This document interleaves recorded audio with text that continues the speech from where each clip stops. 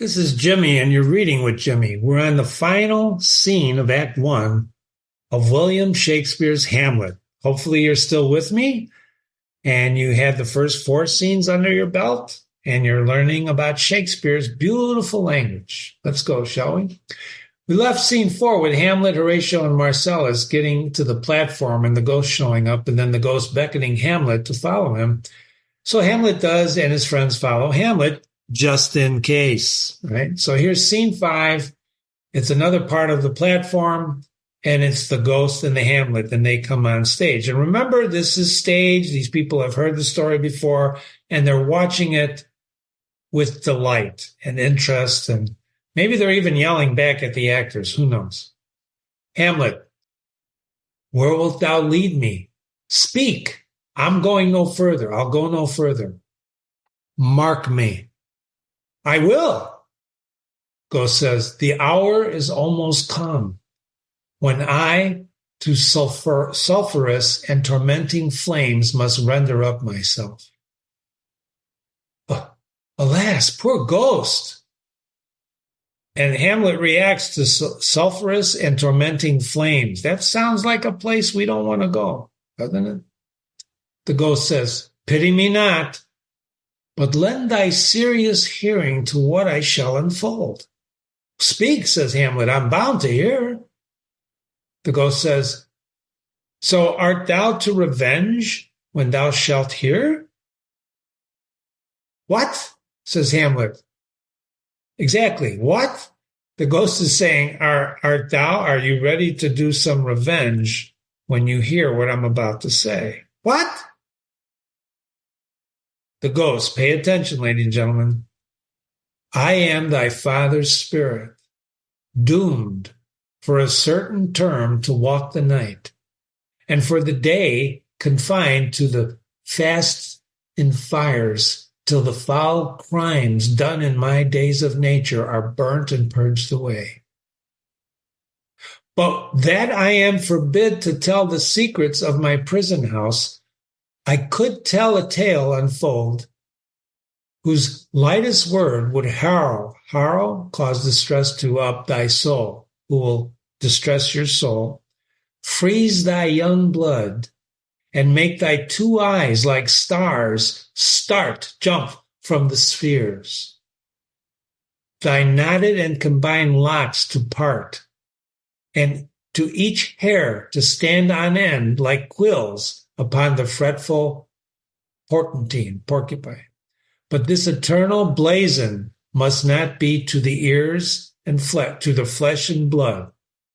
So if you listen to what he's saying, the ghost is telling them, it's going to freeze your blood. It's going to distress your soul. It's going to make your eyes pop out of their sockets.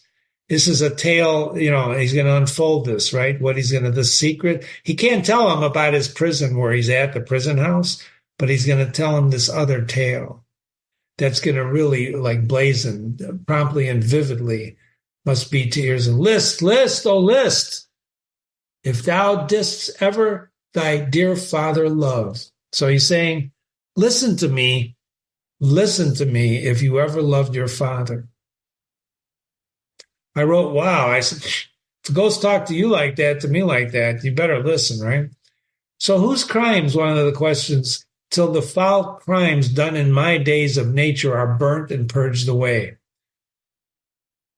He's being punished, perhaps, and who knows what people believed in those days, right? But those are his crimes when he was alive, not the crime that was done to him. He's asking Hamlet, are you ready for some revenge once I tell you what's going on? And after he says these very strong words, Hamlet says, oh God, revenge his foul and most unnatural murder. Who's his? His is the ghost. Hamlet goes, murder? Murder most foul, as in the best it is. Sorry. Okay. All right. Let's look at some notes down here from our academic friend. He's referring to Chaucer in note 167. Chaucer's Canterbury Tales. I'm not going to dwell on that. And then the poet repeatedly, he makes another comment on that. And you can read this as yourself, but the ghost continues at the best it is. But this most foul, strange, and unnatural, right? But this most foul, this, what's this? Go back here. Murder, most foul, strange, unnatural. And Hamlet says, haste me know it, that I, with wings as swift as meditation and the thoughts of love, may sweep to thy revenge. What's he saying there? Tell me already. Just come on, don't hold back. I'm going to run and I'm going to revenge. What are you talking about? The ghost. I find thee apt, and duller shouldn't thou be than the fit weed that roots itself in the ease of Lethe wharf. Wouldst thou not stir in this? Now Hamlet, here, is given out that sleeping in my orchard, a serpent stung me. In the whole ear of Denmark, it is a forged process of my death, rankly abused, but know, how noble youth, the serpent that did sting thy father's life, now wears his crown. Apparently, the story is that he was stung by a serpent while he was sleeping. The serpent is the guy who's wearing the crown, his brother. That's what this says. It ain't no serpent that bit me and I died, my son. People think a snake bit me. Right? It's not. And what is Lethe? It's a river in Hades where the waters cause drinkers to forget their past. There's that situation again we just discussed in the last scene. If you take a word out, you lose the whole meaning of this. The roots itself in ease on Lethe wharf. A duller shouldst be thou in the fat weed. In other words, he's saying that people don't see what they're supposed to see. They drank from this river. Hamlet says, oh, my prophetic soul, my uncle, the ghost, aye, that incestuous, that adulterate beast, with witchcraft of his wit, with traitorous gifts, O wicked wit and gifts that have the power so to seduce, won to his shameful lust, the will of my most seeming virtuous queen. Remember the word seemings in Act, think 1 or 2, think 2, where his mother was telling Hamlet, you seem to be sad. He says, no, I don't seem. I am sad. I am sad. My most seeming virtuous queen, his shameful lust. Oh, Hamlet, what a falling off was there from me, whose love was of that dignity that it went hand in hand, even with the vow that I made to her in marriage, and to decline upon a wretch whose natural gifts were poor to those of mine. Putting down his uncle, right? By virtue as it never will be moved. By virtue as it never will be moved. Though lewdness court it in a shape of heaven, so lust, though to a radiant angel linked, will sate itself in a celestial bed and prey on garbage. Lust, L-U-S-T, very important word, right? Will prey on garbage, but soft, methinks. I scent the morning air. Brief let me be. Sleeping within my orchard, my custom is always of the afternoon, upon my secure hour, thy uncle stole. So he's telling him the story. I better be brief. The dawn is coming. Remember what happened in the other scene, right? The dawn came, the cock crowed, and he had to leave. With the juice of cursed Heberah in a vial. So my uncle came in while I was sleeping in the orchard. And in the porches of my ears did pour the leprous distilment, whose effect holds such enmity that the blood of man that swift as quicksilver, it courses through the natural gates and alleys of the body. And with a sudden vigor, it thus possesseth the curd, like eager droplings into milk, the thin and wholesome blood. And so it did mine.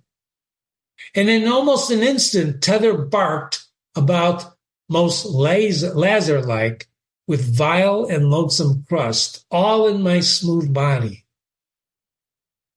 And thus he's describing how he died. Thus was I sleeping by my brother's hand of life, of crown, of queen, at once dispatched.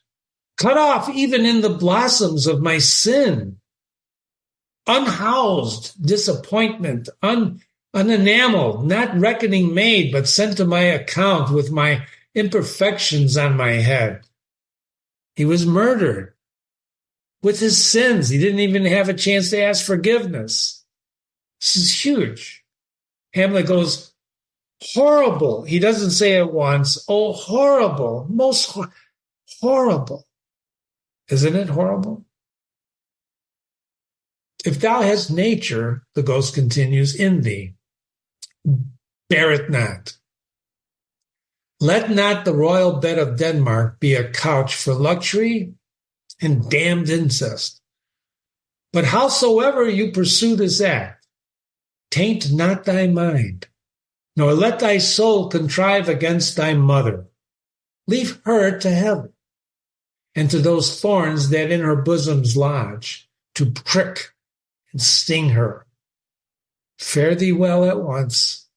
The glowworm shows the matin to be near, and grins to a pale his uneffectual fire, starting to get to be morning. So he's basically saying, take aim at the uncle, but leave Mrs. alone. So look at some words here. Enmity is the start or feeling of being actively opposed or hostile. Hold such enmity with the blood of man, that swift quicksilver. Lazar, a poor and diseased person like leprosy. Martin, a service of morning prayer, because he hears the prayer coming up, the Anglican Church, right? It's getting to be morning. I'll leave these notes down here for a bit so you can freeze your screen and read them if you'd like. This one here in particular, this 182 note, if you look at here, taint not thy mind, nor let thy soul contrive. The academic says this part of the injunction is worth noting. Time and manner are left to Hamlet. Only he is to keep himself clean from crime and from dishonor. His revenge must be righteous and according to the demands of justice. I don't know where he gets that. Taint not thy mind, nor let thy soul contrive against thy mother aught. You got to think, if you're going to do some revenge here, you got to think about it. So I don't know where he's getting this interpretation. That's up to you to figure out, right? Adieu, Hamlet, remember me. And the ghost leaves. Hamlet. O all you host of heaven, O earth, what else? And shall I couple hell? Should I include hell? Oh, fie! Hold my heart, and you, my sinews. Grow not instantly old, but bear me stiffly. Sinews, bone, right? Your muscles. Remember thee. Remember thee? Thou poor ghost. While memory holds a seat in this distracted globe, remember thee? Yea, from the table of my memory, I'll wipe away all trivial fond records, all saws of books, all forms, all pressures past that youth and observation copy there, and thy commandment, all alone, shall live within the book and volumes of my brain. Unmixed with base matter. Yes, by heaven. O pernicious woman, O villain, smiling damn villain. My tables, meted as I set it down, that one may smile and still be a villain. At least I'm sure it may be so in Denmark. So, uncle, there you are. And now to my word. It is adieu. Adieu. Remember me. I have sworn it. So this is reinforcing what the ghost had told him. He's swearing to revenge. He's going to wipe out everything else in his mind and keep that one commandment of what the ghost told him. What did the ghost tell him? Let's go back. Right? If thou hast nature in thee, in other words, do you have the chutzpah to do this? Let not the royal bed of Denmark be a couch for luxury and damn incest. In other words, kill the guy, right? Don't let him last, but just leave Mrs. alone. Let your mother, leave her to contrive and let her hold heaven to account. That's what the word is, right? So Hamlet here is restating what the ghost, his father, told him. Suddenly, here comes Horatio from within. Within, what does that mean? Off stage? Not on stage yet. My lord! Marcellus, Lord Hamlet, heaven secure him, so be it. They don't know what's going on because they didn't see the conversation with the ghost. Remember they were following him from a distance? See it. Hello, ho, my lord. Hamlet, ho, come, bird, come, ho, like a bird chirping. And here comes Marcellus and Horatio. Marcellus, how is it, my noble lord? Horatio, what news, my lord? And Hamlet goes, oh, wonderful. Good, my lord? Tell it. No, you'll reveal it, says Hamlet. No, not I, my lord, by heaven, not I, says Marcellus. Well, how say you then, what heart of man once thinketh? But you'll be secret? Oh, I, by heaven, they say at the same time, my lord. Oh, no, we're not talking. Hamlet goes, the nearer a villain dwelling, there's never a villain dwelling in all Denmark, but he's an errant knave. Well, you don't need a ghost, my lord, coming from the grave to tell us this. So let's think about this. There's never a villain dwelling in all Denmark, but that he's an errant knave. And so Horatio says, well, what are you talking about? Everybody knows that. If you're a villain, you're a knave. So there's the guy, as he's got a little note here. We can stop for a moment. Dr. Isaac Ray, another academic, a man of large science and ripe experience in the treatment of insanity. You notice my little words here, BS? Think about this. There's some guy named Isaac Ray that says Hamlet's behavior in this scene betrays the excitement of delirium, the wandering of a mind reeling under the first stroke of disease. Ladies and gentlemen, Jimmy's here to tell you that that's simply BS. You can read anything you want. Right, Jimmy, you said we can read anything we want. Well, sure you can. And if you're a doctor of psychology, perhaps you can say, well, his answer here doesn't make any sense, so he must be, starting to go nuts. He's not starting to go nuts. What's he doing here? Think about it, ladies and gentlemen. There needs no ghost, my lord, from the grave to tell us that a villain is a knave. He doesn't want to tell him. They're saying, what happened? What did the ghost say? And Hamlet says, I can't tell you. You're going to talk about it. He says, no. We're not going to do it. We'll swear. We're going to keep your secret. And he goes, well, the secret is there's never been a villain dwelling in Denmark unless he's a knave.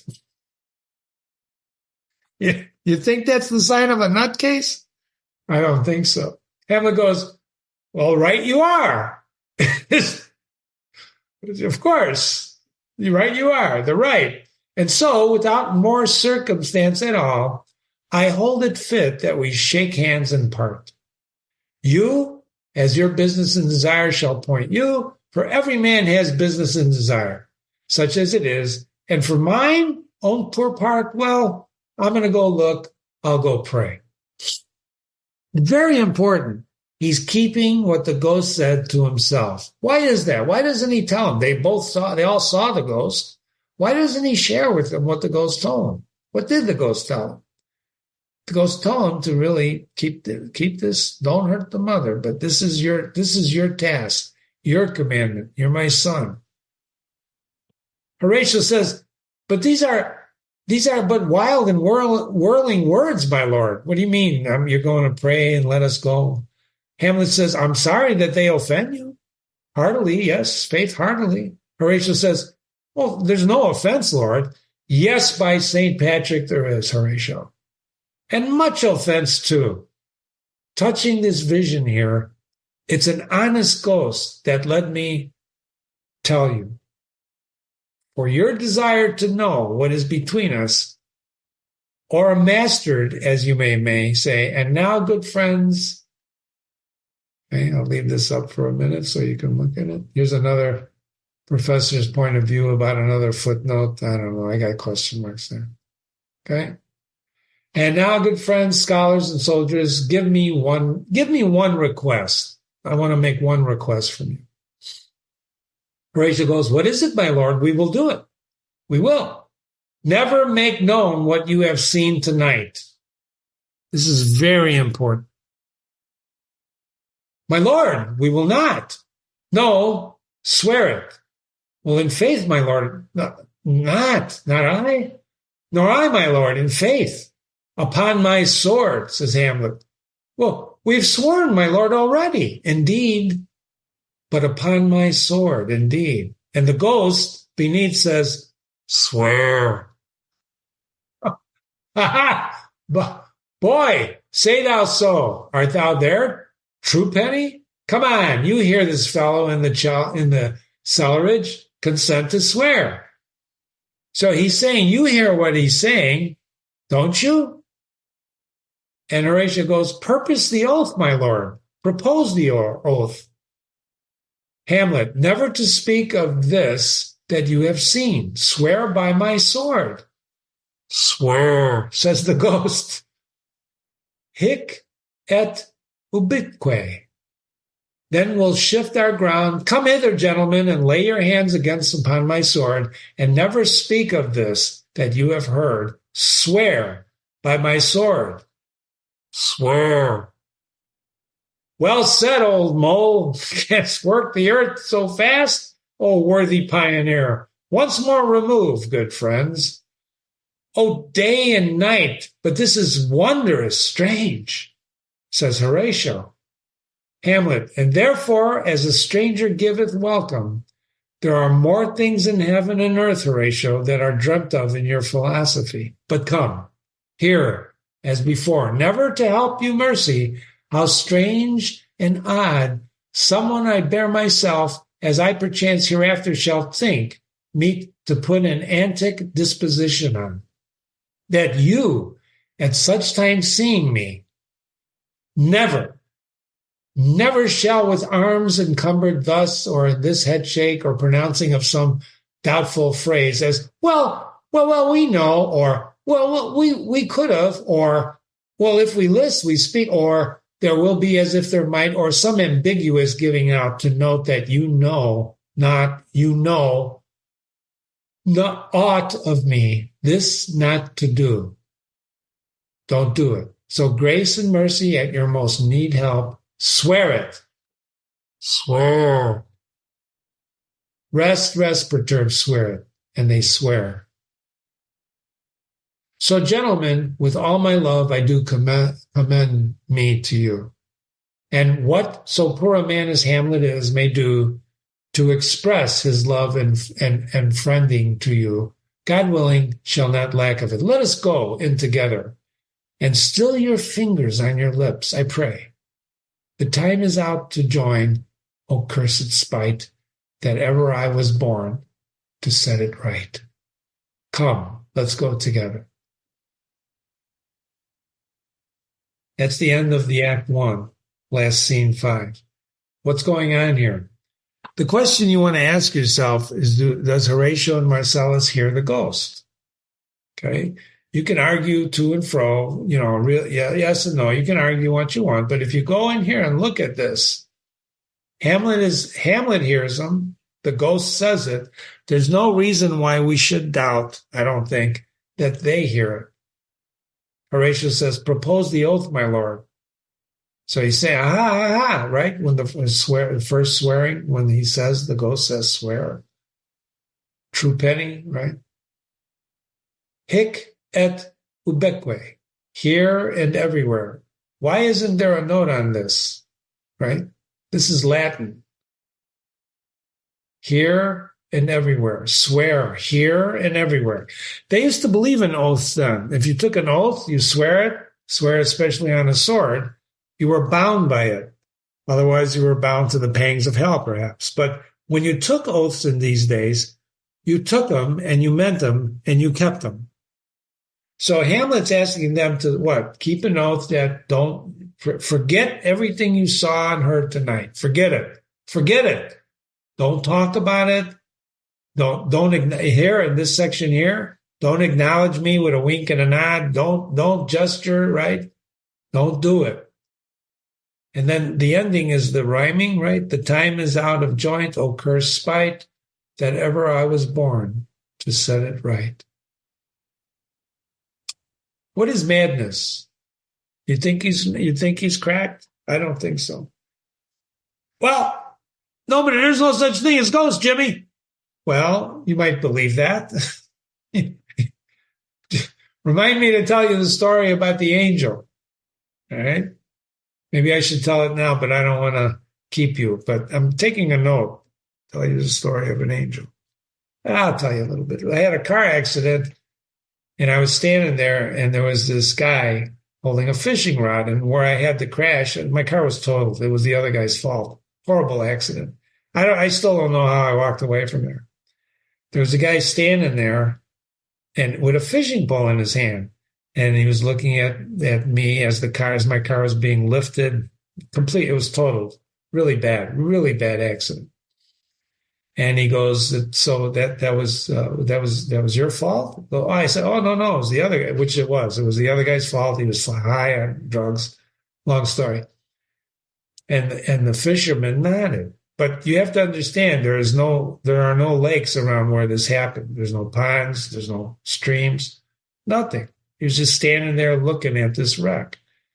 And then when he said that, I had doubts in my mind.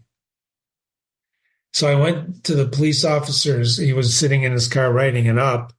And, and I started talking. I said, by the way, this is because I had 3 witnesses already come forward and testify. He turned in front of me and I couldn't avoid him. It's a long story. So the policeman said, no, it's his fault. He's got other problems, telling me that, what was going on in his eye. So I turn around back to tell this guy what the cop told me, and he's gone. He's gone. Gone.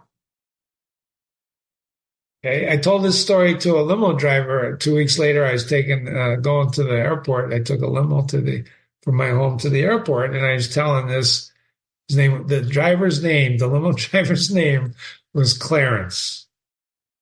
If you know who Clarence is in the Jimmy, what's his face movie about in Christmas time, Clarence was the angel. And I told him this story. And he says, Jimmy, you saw an angel. I go, I want to believe it, but I don't know. I don't know. And he started, praise the Lord. We started praying together, right?